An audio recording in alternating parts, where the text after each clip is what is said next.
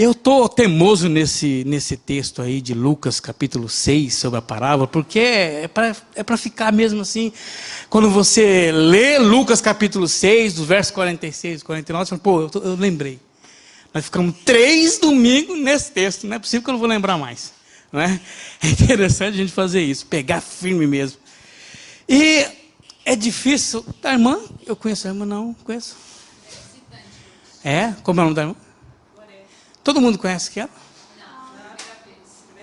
Como que é o nome? Apresenta ela para nós, irmã. É a Priscila que tem que apresentar. Priscila, apresenta ela para nós.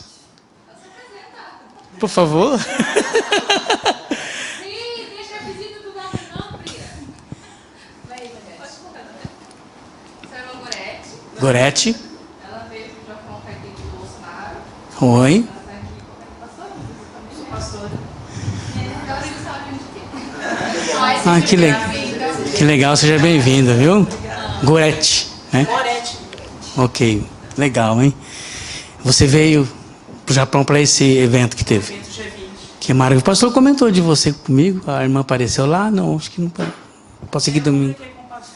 Que legal, seja bem-vindo, viu? A nossa igreja, você está acostumado no Brasil, aquela igreja grande e tal, né? E aqui a nossa igreja é isso mesmo, é pequena, um grupo pequeno, mas uma família calorosa, que prega a palavra de Deus com muita responsabilidade, tá bom? Então seja bem-vindo aqui no nosso meio. E o resto aqui nós já conhecemos todo mundo aqui, né, irmão? Irmãos, a dificuldade não só do japonês, não são nós aqui, mas... meu nome é Silvio, vou me apresentar. Meu nome é Silvio, né? Também. No teu irmão, então você não vai esquecer mais. Mais um ponto de referência para você não esquecer de mim, o Silvio Santo. Ok?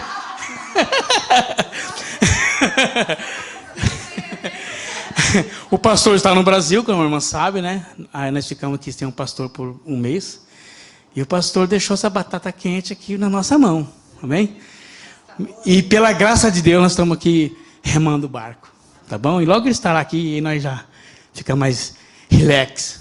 Na verdade, não pode ficar relax. O crente não pode ficar relax. O crente tem que ir para cima. O crente tem que gostar de desafios. Não é verdade, irmão? Mas como eu estava dizendo, a dificuldade de vir para a igreja não é só no Japão. No Brasil também. Dá um desânimo, não sei, uma canseira. Será que eu vou na igreja hoje? Será que eu não vou? É uma preguiça, eu não sei o que que acontece. Está chovendo. Eu não sei o que. Não é assim? Eu não sei, no Brasil também acontece essas coisas, né? Mas você percebe quando você vem na igreja, começa a mudar as coisas. Você começa... ainda bem que eu estou aqui hoje, ainda bem que eu vim. Você pensa, ainda bem que eu vim hoje. Porque é tão gostoso quando você está aqui, você sente já o Espírito Santo no meio dos louvores, entre os irmãos, valeu a pena eu ter vindo. Poxa, se eu não tivesse ficado em casa, hoje ia perder muita coisa. Então ainda bem que nós estamos aqui, ainda bem que você veio, e nós estamos trabalhando nesse texto aí, irmão, 3 domingos já, e os irmãos já estão cansados de vir aqui, certo? Mas nós estamos falando sobre os fundamentos. E esse é um tema que nós começamos a falar sobre a vida cristã vitoriosa em Cristo. E essa ideia de vitória, eu já falei aqui no início, que parece que vitória é nessa vida. É de conquistar alguns bens, de ter sucesso em alguma área, de chegar ao topo, de ser alguém, fazer algo, ser algo. E isso sim parece que é vitória nessa vida. E isso entrou dentro da igreja. Com os crentes com uma visão de que eu preciso ter vitória na minha vida cristã, mas eu tenho que ter vitória, mas a vitória que ele está falando é essa vitória. E nós estamos tratando aqui que a vitória em Cristo não é isso. Que a vitória em Cristo é mais que isso. É estar passando por tantas lutas, tanta dificuldade, só com as moedinhas no bolso, ó. Mas feliz, contente, firme, não é? Eu estou assim, mano, é verdade, eu tenho observado as pessoas, assim, já há 25 anos que eu sou cristão, convertido, porque antes só ia na igreja, agora convertido faz 25 anos, né? E eu tenho aprendido bastante sobre esse relacionamento, as pessoas têm aprendido que a igreja é algo, eu tenho que me sentir bem, eu tenho que sentir prazer, aquela ideia do hedonismo que nós falamos, o sentir prazer, sentir emoção.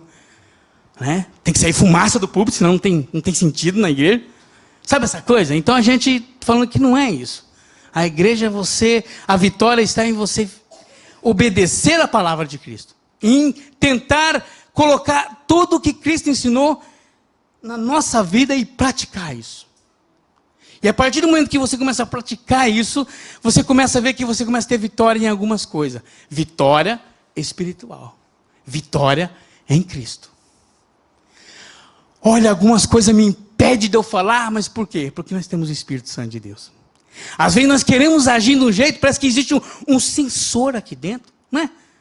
Tem um sensor aqui dentro, que quando você vê que você está passando aquela faixa vermelha, o sensor toca, pam, pam, pam, pam, para. Isso é você obedecer a essa voz. É você negar a sua vontade e dizer, não, eu vou ter que me aguentar aqui, eu vou ter que ficar firme aqui, porque se eu fazer isso vai escandalizar, eu vou entristecer o Espírito Santo, eu vou machucar. Então tanta coisa pode acontecer de uma atitude nossa equivocada e errada. Então isso é vitória, é colocar os pés no chão. E nós falamos, passa para nós o slide, irmãos. Hoje eu trouxe uma cola aqui, viu? Ó, tem cola aqui hoje. E nós, no nosso slide, nós falamos sobre a rocha, que é Cristo. Naquela parábola que nós acabamos de ler no início do culto, né? Ela vai aparecer aqui de novo para nós ler mais uma vez. Eu só estou falando aqui que nós já vimos, né? Cristo é a rocha, é o términos, é a rocha principal. Ele é aquela pedra, montanha de pedra, que a pessoa foi lá e construiu uma casa lá em cima.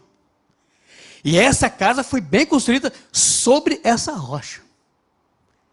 Enquanto o outro construiu aquela casa no monte de areia. Apesar de ser uma casa até talvez confortável, né? Abrir a janela e ver o mar, né? Ver o vento, ver a brisa, mas era no monte de areia. E Cristo disse que aquele que fazia casa sobre a rocha, que é o términos, ele é a rocha, ele é a pedra principal. E quando nós colocamos a nossa vida sobre essa rocha, então nós estamos construindo algo bom para a nossa vida.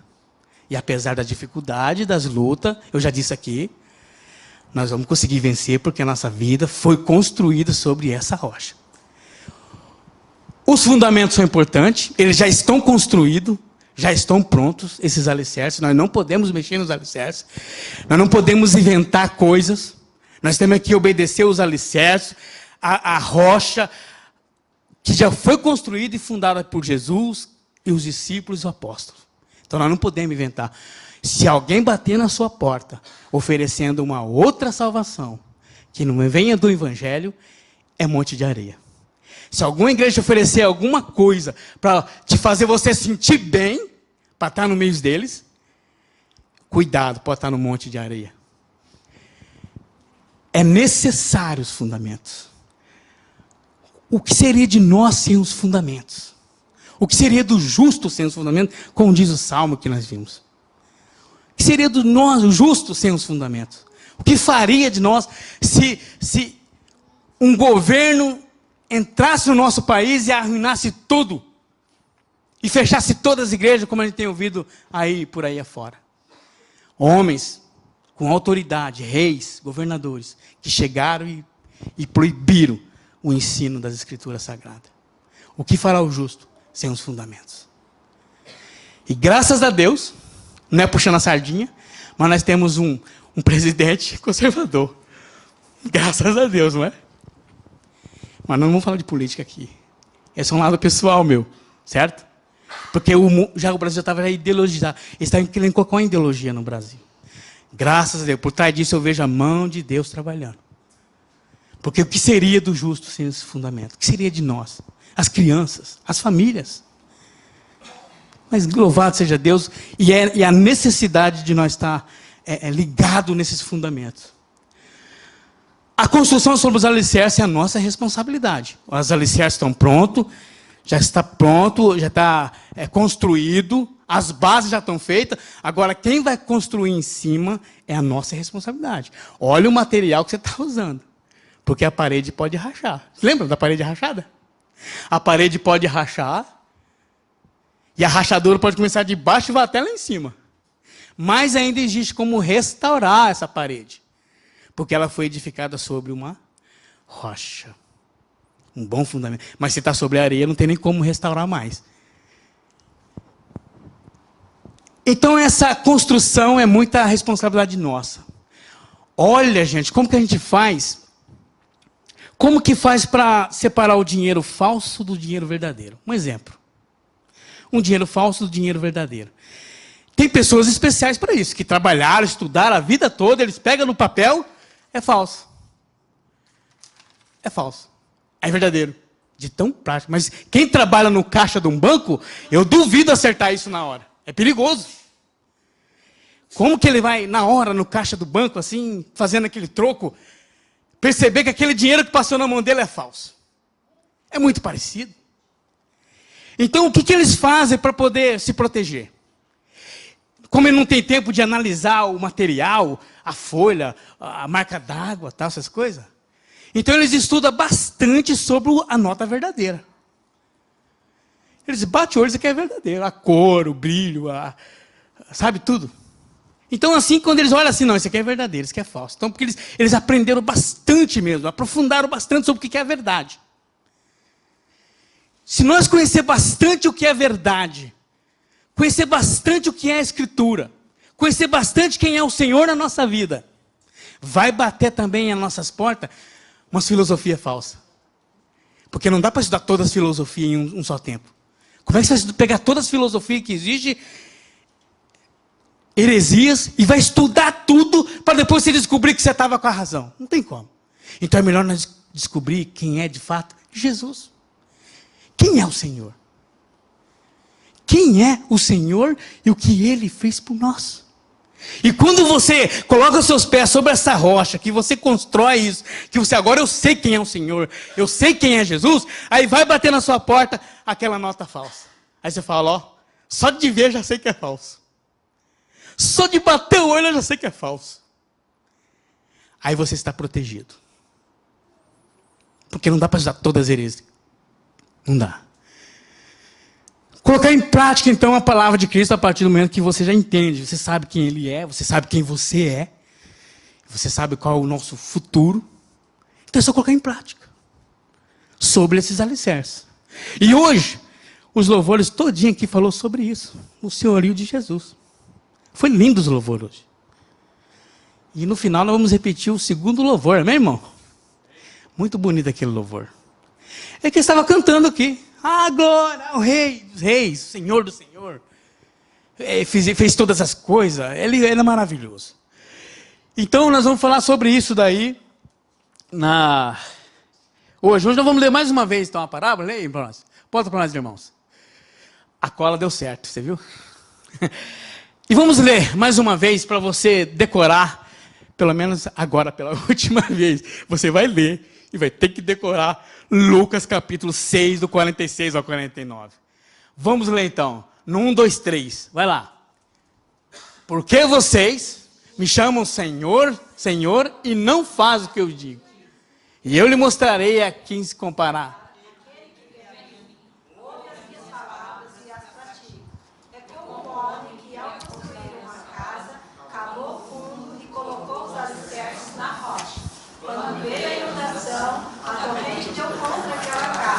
Mas não conseguiu abalar, porque estava bem construída. Mas aquele que ouve as minhas palavras e não as pratica, é como um homem que construiu uma casa sobre o chão, sem alicerce. No momento em que a corrente deu contra aquela casa, ela caiu, e a sua destruição foi completa. O que está dizendo em Lucas 6, 46 ao 49? Então aprenda decora isso. Quando você lê na sua casa esse trecho da palavra, você vai lembrar do irmão Silvio.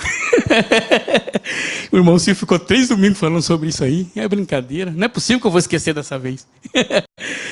Irmãos, qual é o nosso problema? No próximo slide. Por que tu chamas Senhor, Senhor e não faz o que eu digo? Por quê? O homem, ele quer sempre se justificar. Ele quer estar sempre certo. Ele quer ser o dono da razão. Por mais errado que ele esteja, ele fala, mas é por causa disso. E essa desobediência não começou agora, não começou 20 minutos atrás, essa desobediência. Ela começou lá no Éden. Ela começou lá no Éden, passando no slide aí. Ela começou lá no Éden, irmãos, pela desobediência de Adão. Senhor, vou fazer aqui para você entender. Deus, Adão, onde você está? Olha só. E ele escondido atrás da árvore, vai vendo, irmão. Acaso você comeu, Adão, do fruto que eu disse para você não comer? Qual foi a resposta de Adão, meu Deus do céu? Você sabe o que Adão respondeu? Não, foi a mulher que o Senhor me deu que fez eu comer. Você percebe onde começou o problema? Não, eu comi. Não, eu comi. Comi sim, é verdade. Até que estava gostosa. Mas não fui eu, foi a mulher que tu me deste que fez eu comer. A culpa não é dele não. Você viu que ele jogou a batata para o lado de Deus? E Deus, olha onde começou a desobediência. Tá bom. Vamos atrás de Eva então, né? Se ela fez Adão comer, então vamos atrás de Eva. Eva, você comeu, Eva, da fruta? E deu para o seu marido? Não, eu comi. Mas a serpente que me enganou. Eu não sou culpada. O senhor fez uma serpente, botou lá e ela me enganou. Então eu não sou culpado. Foi a serpente que disse que podia comer, eu comi. Ué. Então, culpa nenhuma. Aí, jogou agora o problema para a serpente. E se fosse continuar essa história aqui, agora entre parênteses, né, lógico, uma coisa minha, né? Deus pergunta para a serpente: você enganou a Eva? Ah, foi o diabo que entrou em mim. Você percebe, irmãos, que o problema da desobediência está desde o início, e não é agora, 20 minutos atrás, quando Jesus falou: porque tu chama Senhor, Senhor, e não faz o que eu obedeço, faz o que eu não mando. Por quê? Porque o homem sempre quer estar com a razão. Ele quer estar certo em tudo, por mais errado que ele esteja. E não começa na idade adulta. Você pega uma criança, ele está com a cara toda lambuzada de bolo, sei lá, mexendo na geladeira. Você mexeu aqui, filho? Oh, a mão já está condenando tudo. Ela está ali, ó. Está lá. Você mexeu aqui do papai aqui? Olha lá, a mão dele suja, tudo. Você vê que começou, é de Adão. Essa desobediência começou de Adão. E é de lá para cá, irmão, todos nós herdamos essa natureza. Essa natureza adâmica de pecar, de ir contra o que Deus estabeleceu, de ir contra o Senhor. E por causa disso, então, nós temos dificuldade de ver quem é o Senhor, quem Ele é e o que Ele fez por nós. Temos dificuldade de ver quem é o Senhor. Não é só aceitar Jesus. Aceitei Jesus. Pronto, está resolvida a minha vida com Deus. Claro, legal, bom. Mas não é só isso. Não é você participar da igreja um domingo na semana. Não é só isso. Não é você fazer parte de um ministério onde você canta, louva, toca, e a minha vida já está certa com Deus. Não é só isso. É muito mais que isso. É reconhecer o senhorio dele. É saber quem ele é, quem é o Senhor na sua vida e o que ele fez por você. É obedecer o que ele tem para você. E quando nós vemos na parábola, passando o slide, ele diz: aquele que ouve a minha palavra, coloca em prática, é semelhante ao homem que construiu a casa sobre a rocha e veio a tempestade.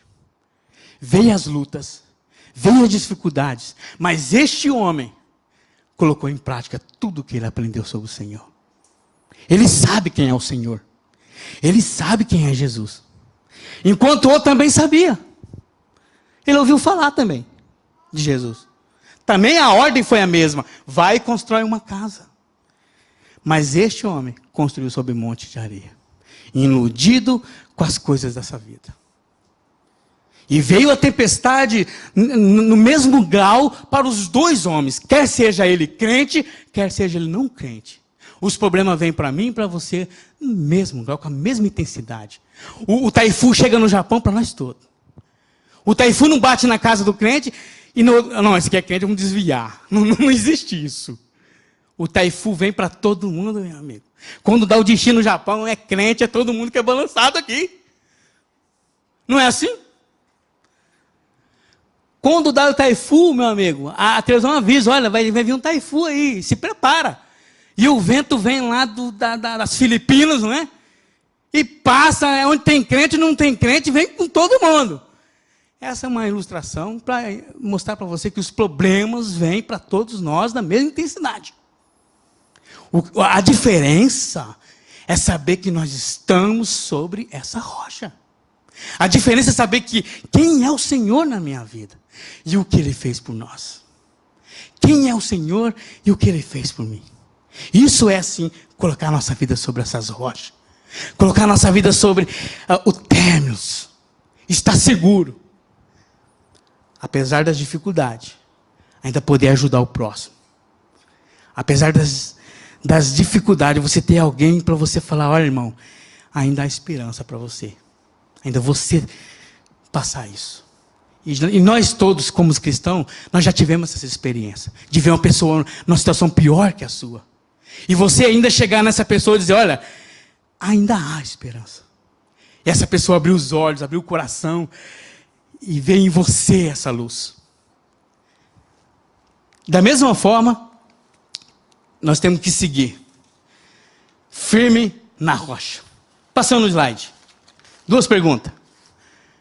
Quem é o Senhor?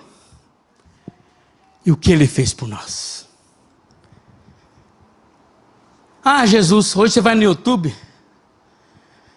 e você vê vídeos lá promovendo Jesus. Jesus de skate. Já viu lá? Já vi. Jesus empurrando um carrinho de mercado.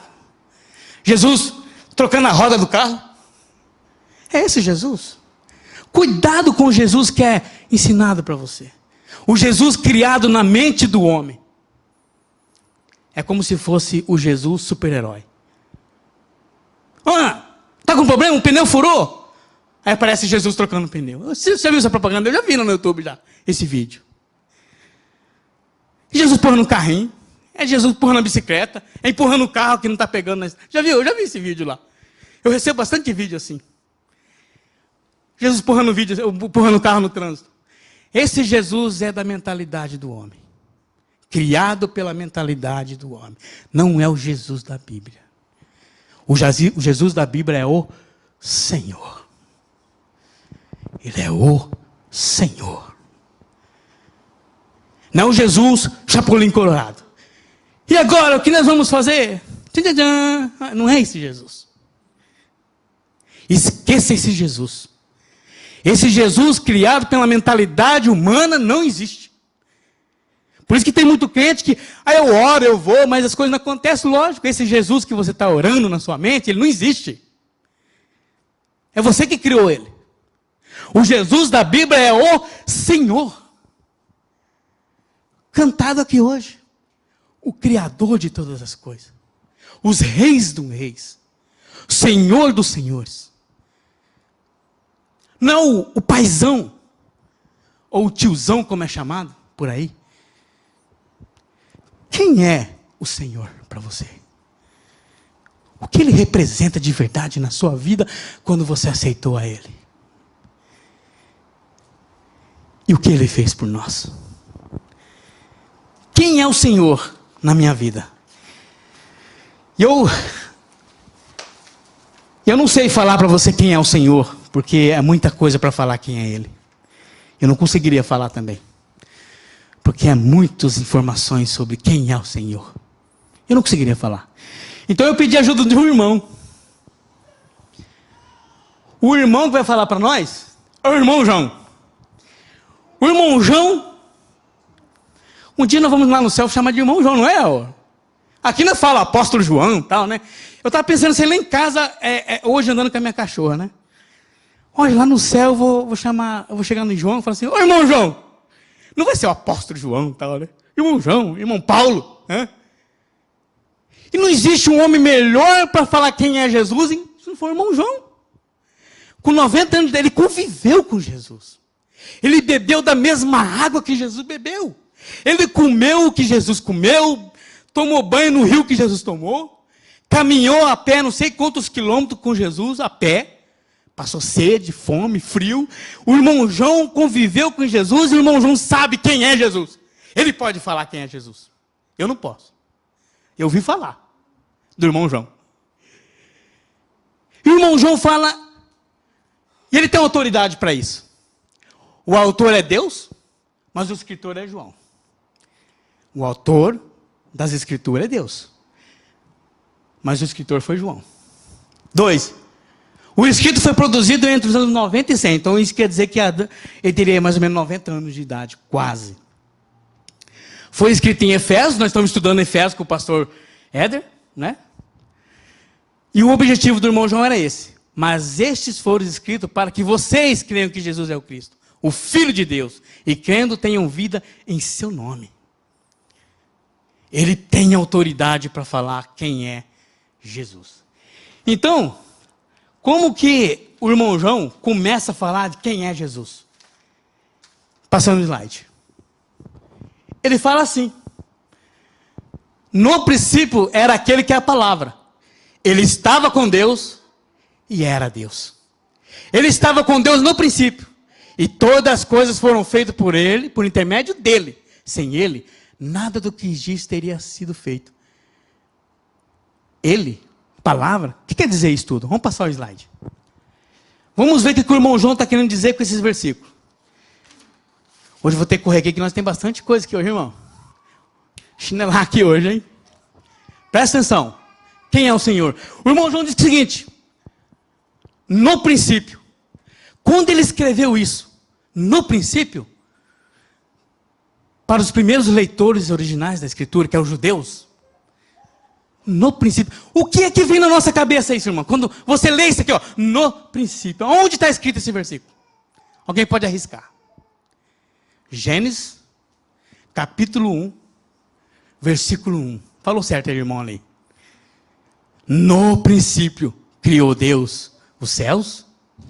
O irmão João quer trazer à nossa memória que no princípio, quando os judeus liam isso, no princípio. Peraí, ele está falando de alguém que criou todas as coisas. No princípio,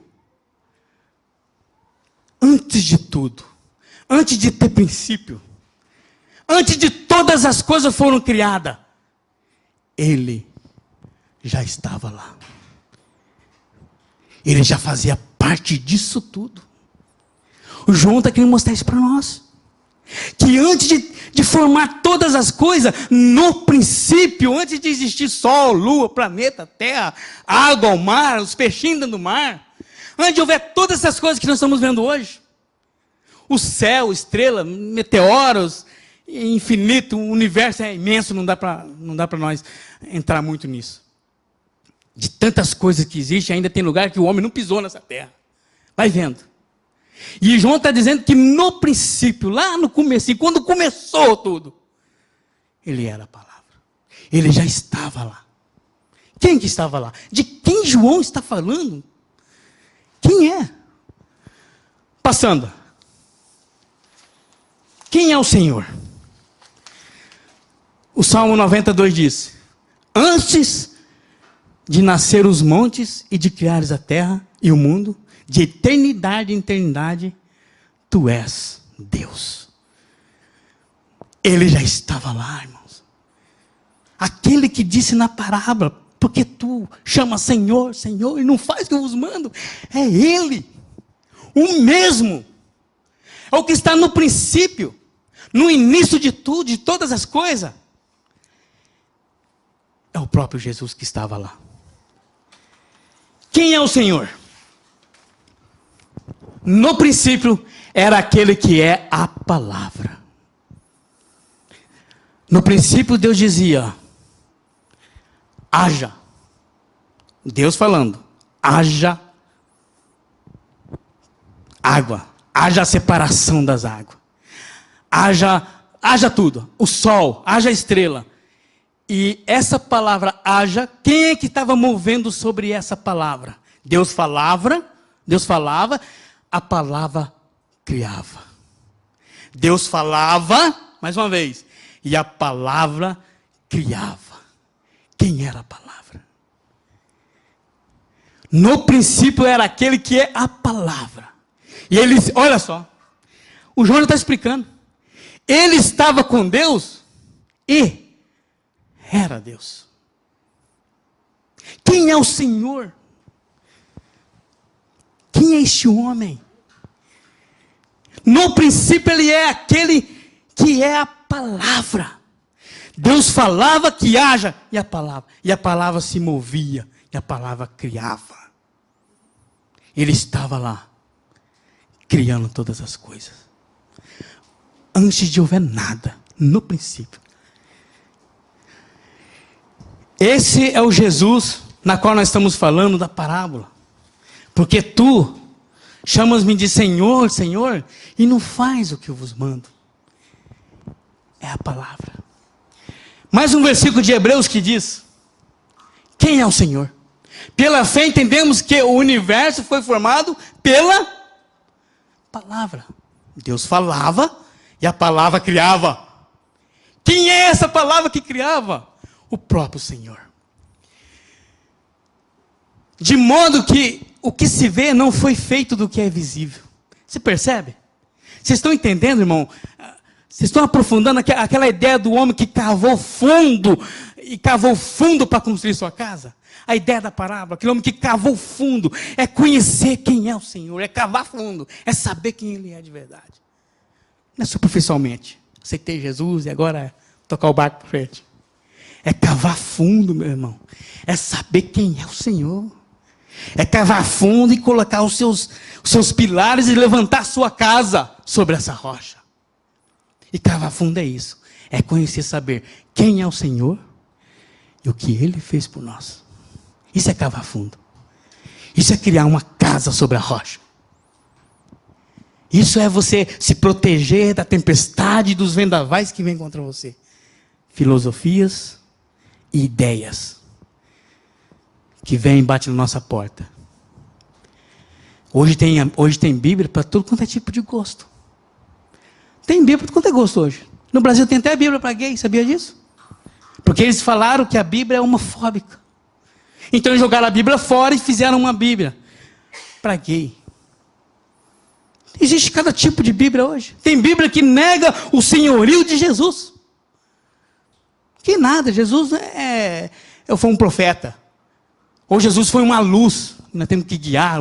Ele foi um exemplo brilhante para toda a humanidade, nós temos que chegar nesse ponto. Existe cada tipo de livros, de literaturas, Bíblias, e homens que se dizem mestres, que batem na sua porta, que apresentam esses materiais para você. São um monte de areia, irmãos.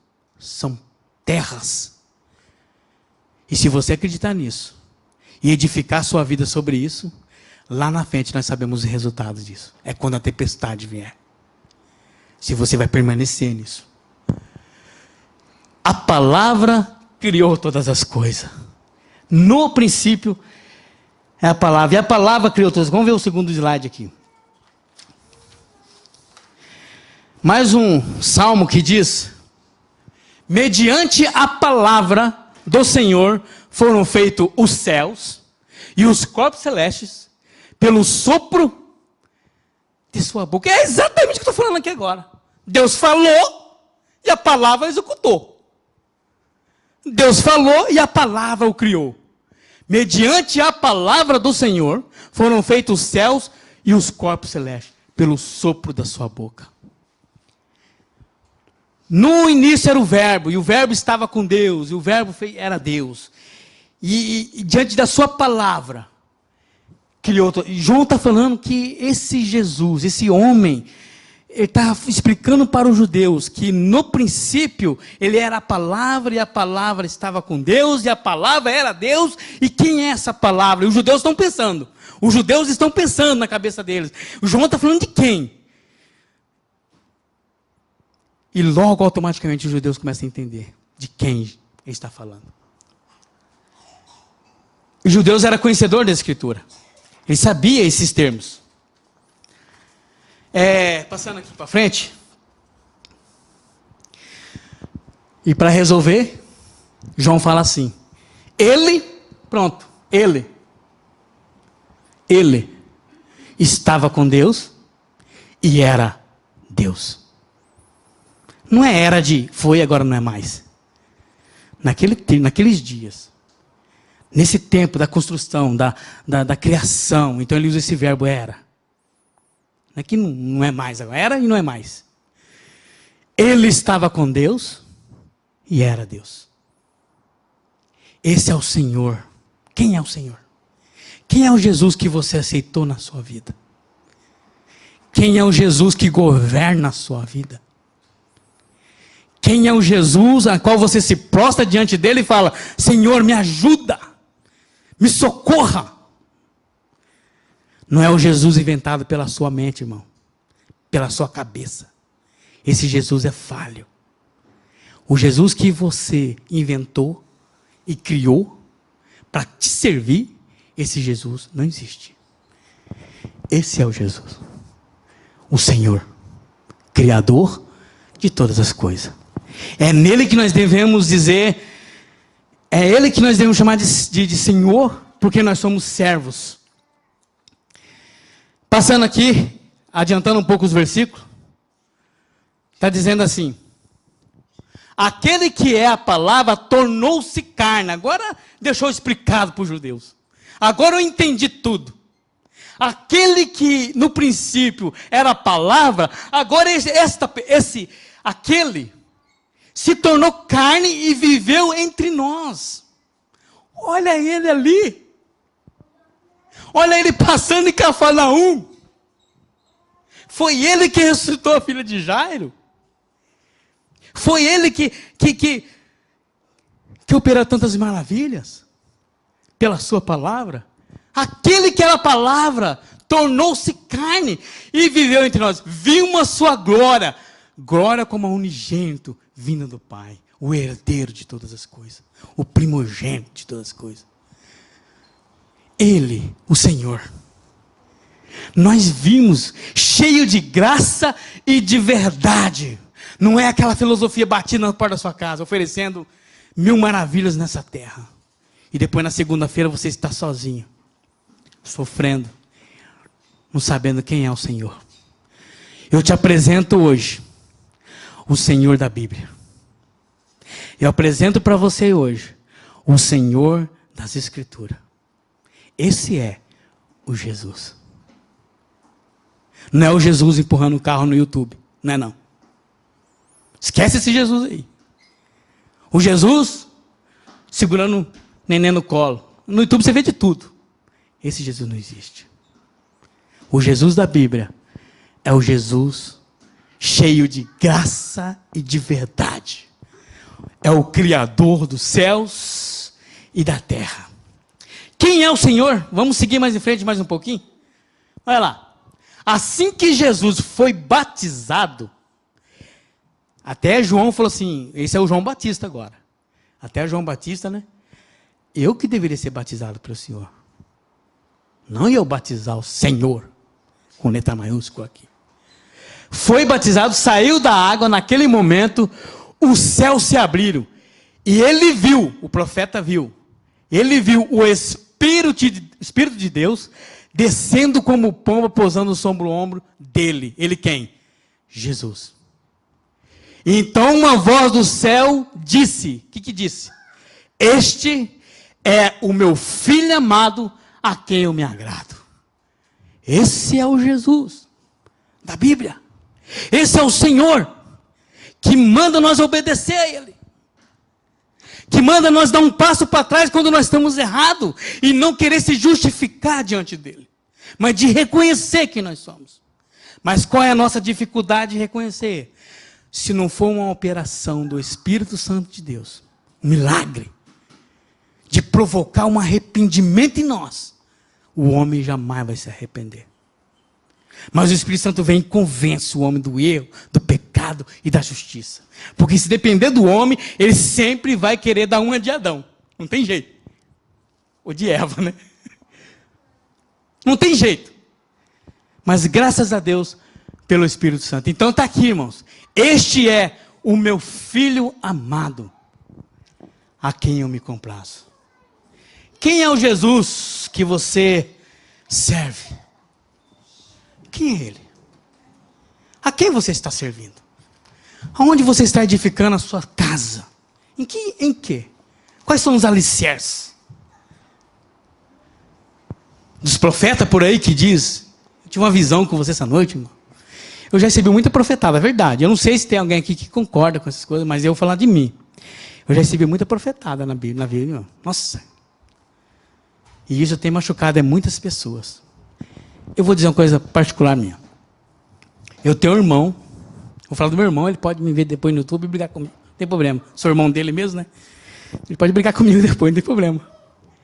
Ele recebeu uma profetada na vida dele, de que Deus teria um ministério muito grande na vida dele.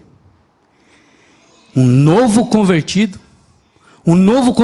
que não sabia nada de quem é o Senhor, quem é o Jesus. Ele ficou todo empolgado, e já foi montar a primeira igreja dele. Todo empolgado, a segunda igreja dele. A terceira igreja dele. Empolgado com isso.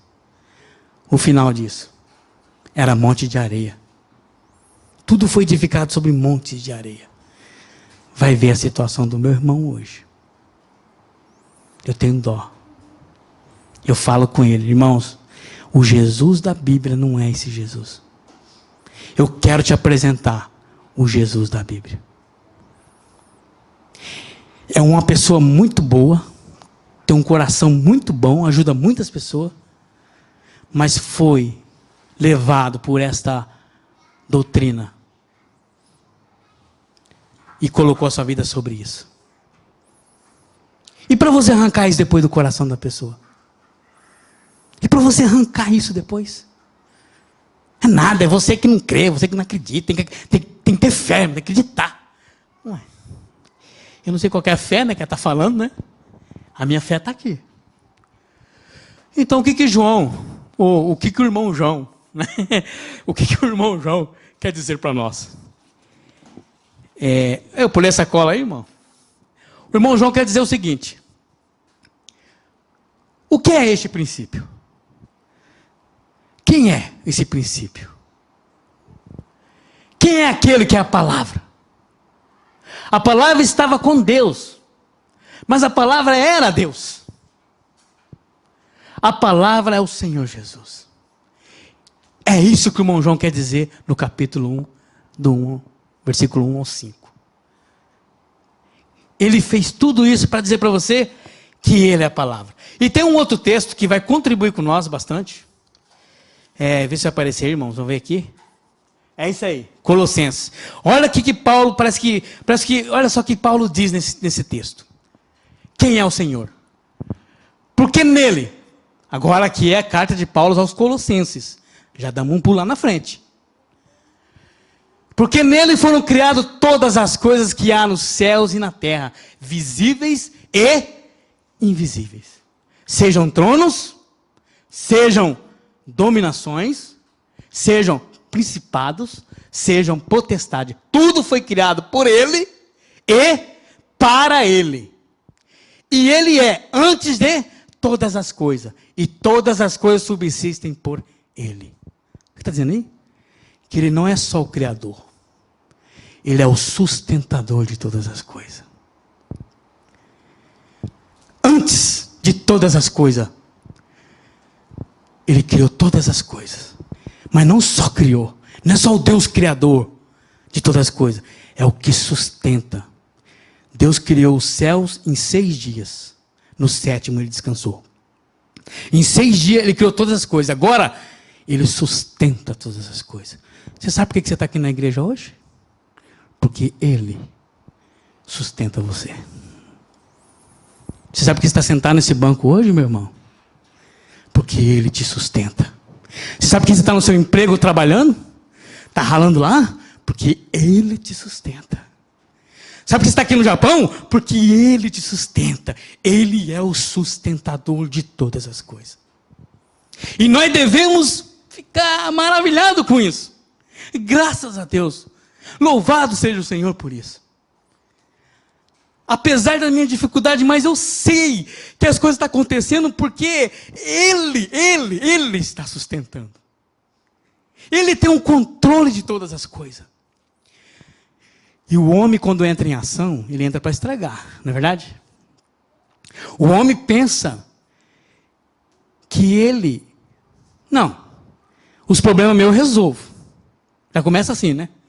Não, os problemas meus eu resolvo. Ah, mas eu resolvo. Mas depois deixar, os problemas que eu tenho eu resolvo. Né? E o pior disso, para aprofundar mais, mas afundar mais ainda, sabe o que o homem pensa? Que ele tem a solução do problema. É para piorar tudo. Ele acha que ele resolve tudo e depois ele acha que ele tem a solução para tudo. Mas nós estamos vendo que não. Quem é o sustentador e criador e que está no controle da nossa vida é o Senhor. É Ele.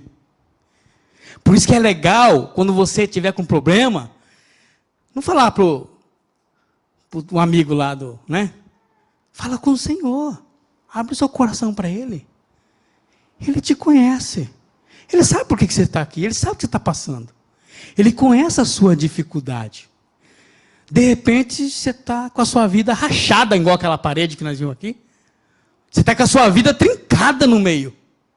Mas o Senhor está aqui. E a sua vida está sobre a rocha. Ele é o sustentador. Olha só. Ele criou todas as coisas. O poder está, seja potestade, seja o que for, irmão. Olha, eu vou falar uma coisa que não sei se é loucura, mas é. Ó, nem a macumba vai te pegar, meu irmão. Nem a macumba. Ó, fizeram um saravá para mim lá, agora estou numa situação terrível. Não. Você é cristão. Você é crente. E você está na mão dele. Mas isso não quer dizer que você pode peitar essas coisas, viu, irmão? Porque também são reais, né? Não vai peitando, não, hein? Achando que você é o bonzão e eu vou enfrentar, vou chutar tudo isso aqui. Não. Cuidado. Muito equilíbrio nessa hora aí. Tem uns vídeos no Fantástico parecendo de o arroceiro, não é nem cristão, que vai lá e quebra tudo. Isso aí eu sou totalmente contra, está errado isso aí. Isso não é um papel de um cristão. Nós temos que ter na nossa mente, na nossa fé, que quem está no controle e todas as coisas está para Ele e para a glória dEle. Nós não podemos esquecer essas bases. Isso que é, irmão, cavar fundo e construir nossa casa sobre a rocha. É saber quem Ele é. É isso que é construir a sua casa sobre a rocha. Saber quem é o Senhor na sua vida. Quem é o Senhor na sua vida? Antigamente, João falava assim, que ninguém podia ver Deus. Deus ninguém pode ver mesmo, é verdade. Mas Jesus é a revelação, a qual é a imagem do Deus invisível, o primogênito de toda a criação. Jesus é a imagem, Ele é a revelação de quem é o Senhor, o Deus Todo-Poderoso. E os discípulos perguntaram, mostra-nos o Pai e basta. Que Jesus respondeu? Aquele que vê a mim, vê. Ah, pronto, está resolvido. Porque eu e o Pai, nós somos uma pessoa só. Ele é a revelação do Deus poderoso, Criador dos céus e da terra. O seu Filho, Jesus, o primogênito, o unigênito, é a revelação de Deus para os homens. Você não precisa de uma revelação maior que essa de Deus, não. Essa é a maior revelação de Deus para o homem. Jesus, o seu Filho. Essa é a maior revelação. E o que Ele fez por nós?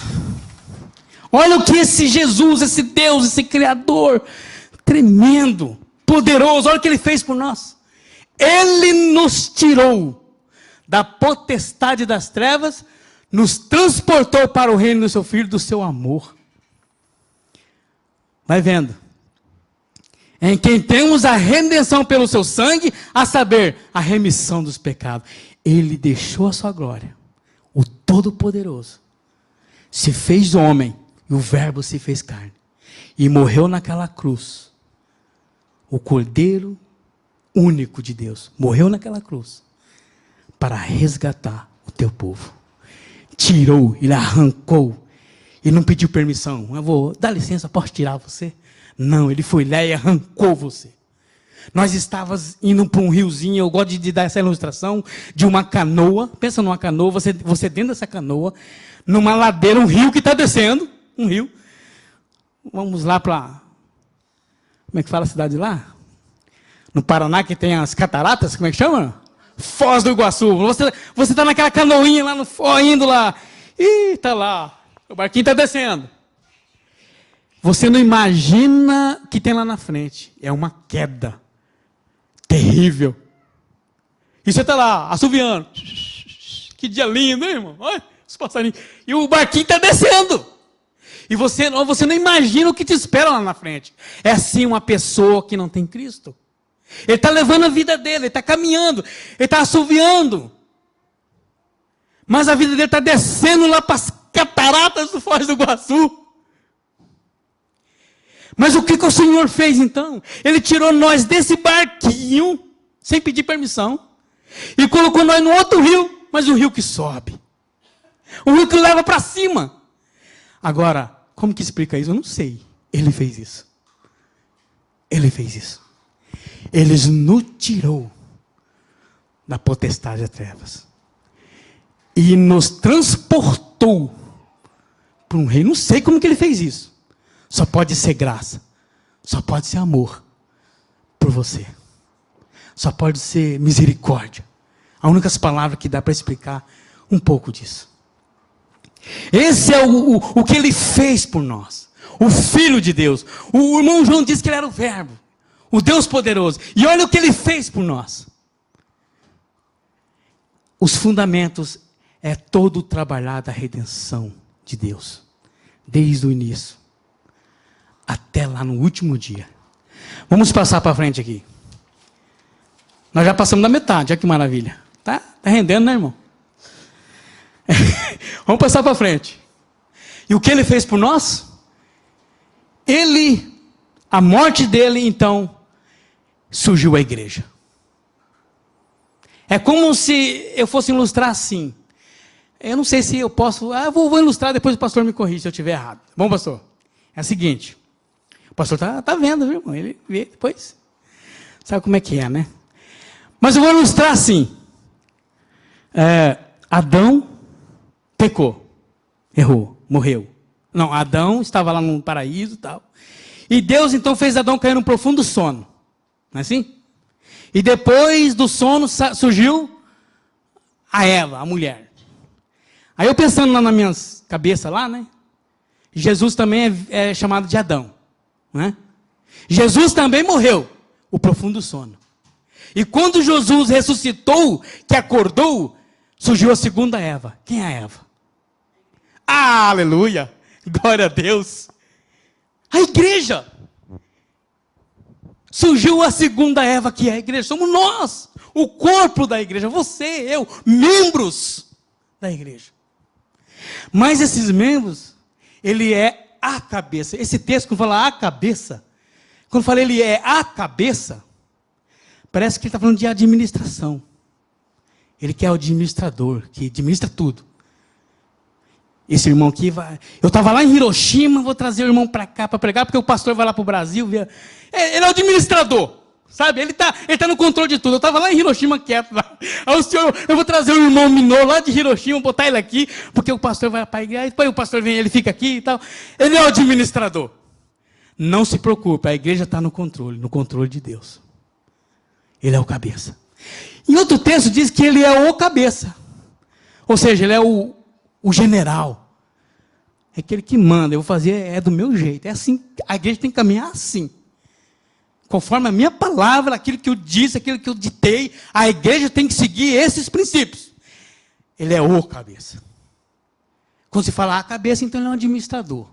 Ele é a cabeça do corpo da igreja. Ou seja, os membros, e ele manda comando. Comando. A mão pega lá comando. Ele manda. Então ele manda, ele administra o corpo da igreja. Da mesma forma, a nossa cabeça administra os nossos membros. Se você cortar o braço aqui e jogar ele na cadeira, eu falo, olha, mexe mão, não vai acontecer nada. Mexe mão, não vai, só acontece naquele filme lá do... Como é que fala? Daquela mãozinha que anda sozinha lá, irmão? Como é que chama aquilo lá? Hã? Isso acontece lá. Porque na vida real não acontece isso. Não acontece. A cabeça manda comando para o membro. Então aí há uma conexão. Existe uma razão por que você está na igreja hoje. O porquê o Senhor te trouxe aqui. O porquê você está aqui. Todos nós somos especiais. E o Senhor precisa disso. Quer mais? Porque foi do agrado do Pai que toda a plenitude nele habitasse. E que, havendo por ele feito a paz pelo sangue da sua cruz, por meio dele reconciliaste consigo mesmo todas as coisas, tanto as que estão na terra como as que estão no céu. Ele trouxe então essa paz, esse governo, essa administração, dos caos que nós vivíamos, do caos que a humanidade vivia. Ele trouxe essa paz. O que ele fez por nós? A vós também. Agora está falando de nós. Olha só que maravilha. A vós também. Olha que gostoso ouvir isso, né, irmão? Foi uma carta para Colossos lá. Mas quando eu leio isso aqui, a vós também, incluindo a mim, que em outro tempo eram estranhos e inimigos no entendimento pelas vossas obras más. Está falando de mim ali, irmão. Olha lá. O homem nem me conhece, está me falando de mim ali. Antes, era estranho, inimigo no entendimento, pelas vossas obras. Agora, contudo, vós reconciliou. Nossa, que maravilha. É o barquinho que está indo para o céu. Ele fez isso por nós. Sem merecer. Sem mérito. Sem dizer que eu mereço. Mas ele fez isso por nós, pela sua graça, pelo seu amor, no corpo da sua carne, pela morte, para perante ele, vós apresentar santos, irrepreensíveis e inculpáveis, livre de toda essa condenação do pecado. A morte nos livrou da condenação do pecado. A morte de Cristo, ela não nos livra da nossa natureza pecaminosa. Não confunda isso.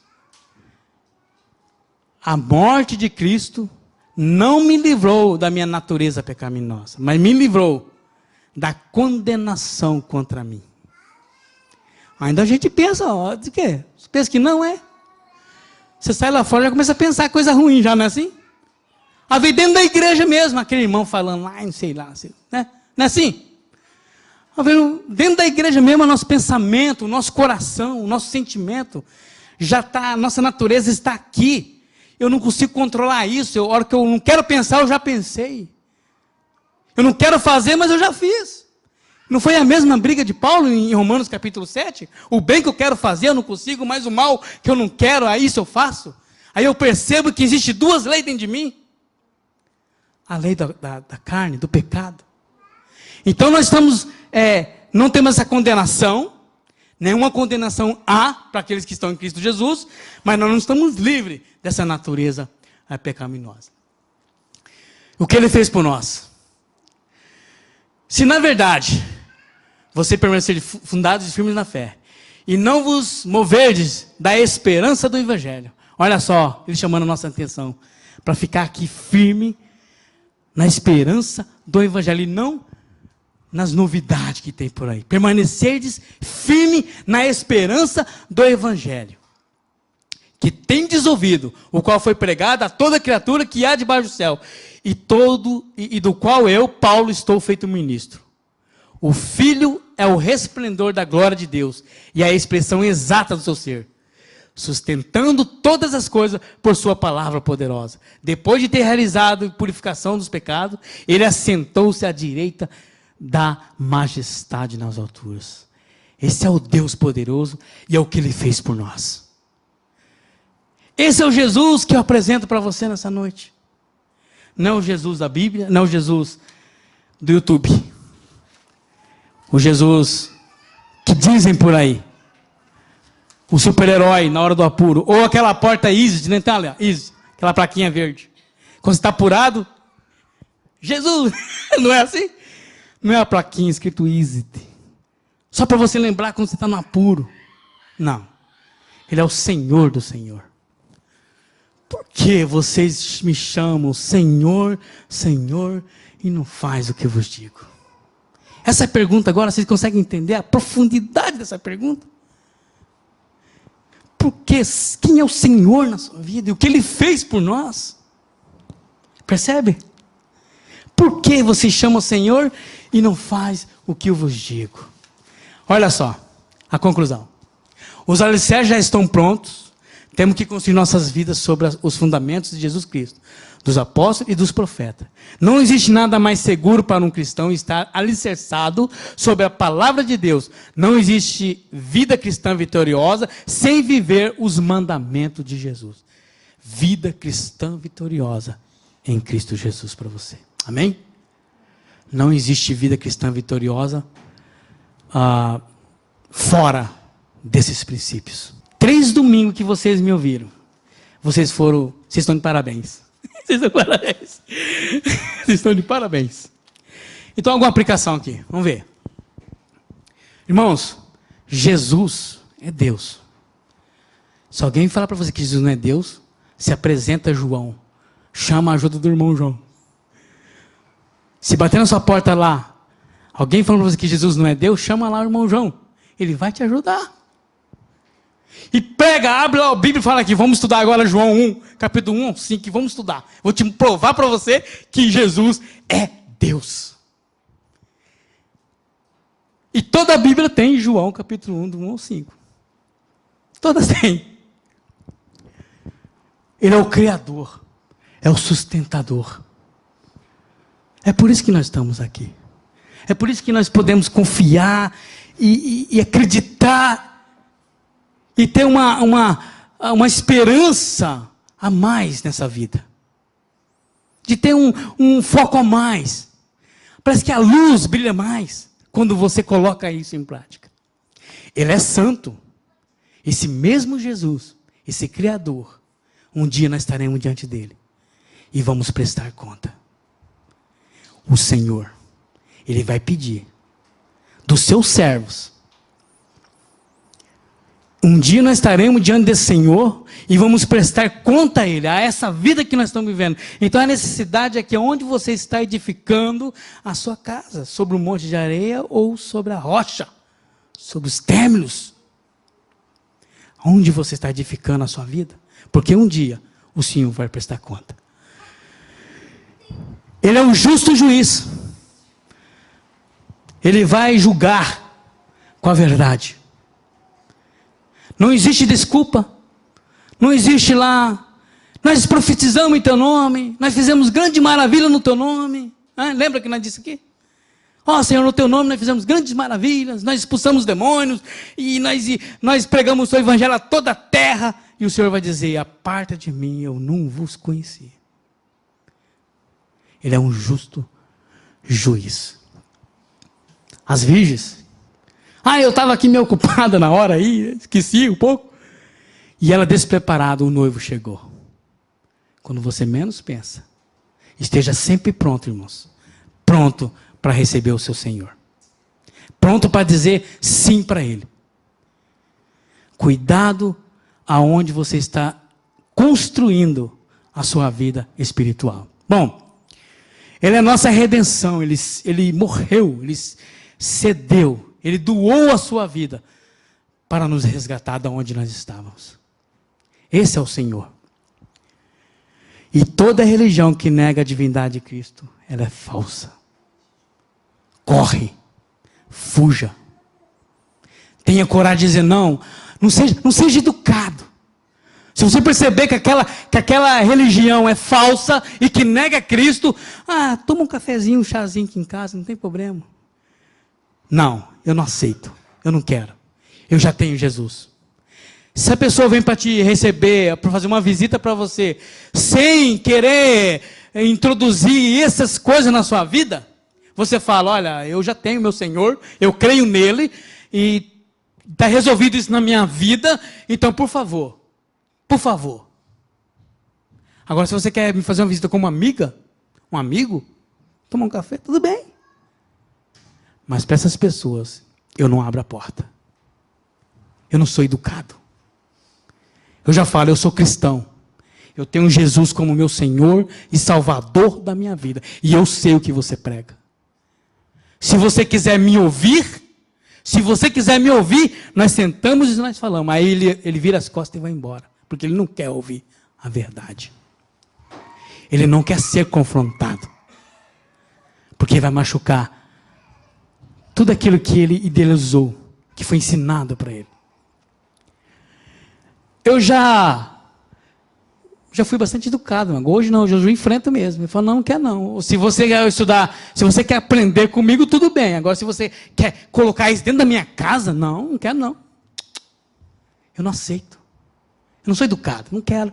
Nessa área eu não sou educado, não. Eu sou uma pessoa educada, não vai me interpretar mal, eu sou uma pessoa educada. Eu recebo os irmãos, né? Tranquilo. Eu estou falando que eu não sou educado nessa área. Não que a pessoa chega lá, querer apresentar para mim um Jesus, sei lá, um chapolim colorado. Eu não quero. Eu já tenho ele. Eu sei quem ele é. Tem mais alguma coisa aqui, irmão? Estão acabando já, irmãos? Nós estamos encerrando já. Aqui, ao final. Vida cristã vitoriosa. Em Cristo. Nesses 3 domingos, eu repeti bastante sobre esse assunto. Os seus irmãos lembram? Eu falei bastante. Os irmãos até enjoados de ouvir falar sempre as mesmas coisas, mas é bom a gente falar. Porque aí o negócio entra na cabeça e eu tenho certeza que a partir de hoje, quando você lê esse texto de Lucas 6, 46 ou 49, você vai lembrar do irmão Silvio. Aquele irmão, mas não lembra de mim. Lembra do Senhor, lembra da palavra de Deus. Lembra da importância que o Senhor disse sobre essa palavra. Cuidado, porque os resultados de uma vida toda construída em cima de monte de areia, o resultado não é agora. O resultado é o final. Aonde nós vamos, os resultados é tarde demais. A tempestade vem, derruba tudo e arruina tudo. Ela não avisa.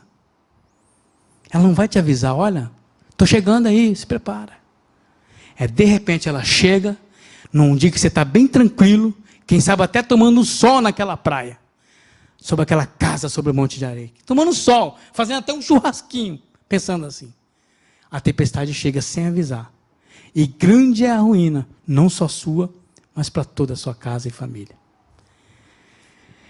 Quem é o Senhor Jesus? E o que Ele fez por você? Vamos colocar de